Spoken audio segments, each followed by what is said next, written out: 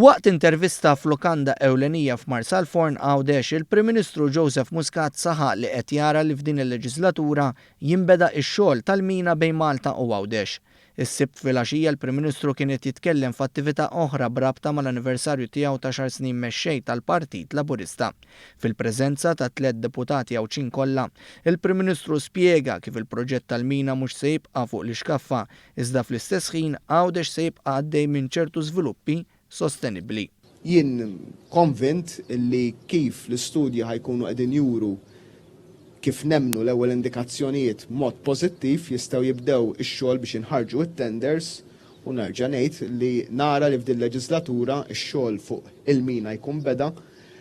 Huwa proġett li mhux ħajbqa' fl-ajru, huwa proġett illi ħajsir, konvint li ħajsir, imma ma nistgħux inħallu li l-iżvilupp ta' Għawdex jiddependi mill-Mina biss noqogħdu nistennew li ssir il-Mina biex nagħmlu affarijiet oħra. Il-Prim Ministru tkellem ukoll dwar il-ħolqien tal-impjiegi, partikularment fil-gżira tat-tlet għoljiet.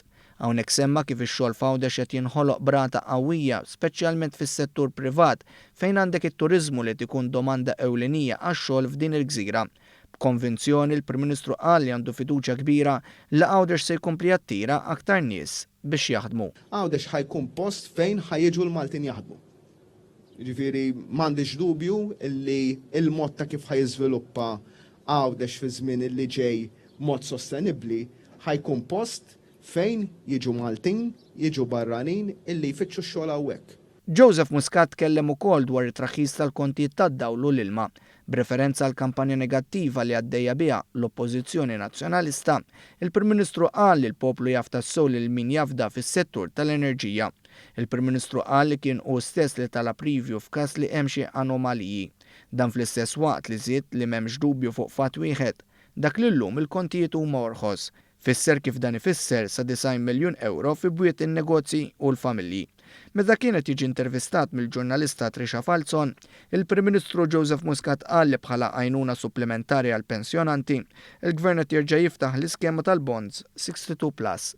Minn nhar it-tnejn dawk il fuq minn 62 sena jistgħu jfadlu xi ħaġa brata ta' max ta' 3% li hija rata vantaġġjuża ħafna.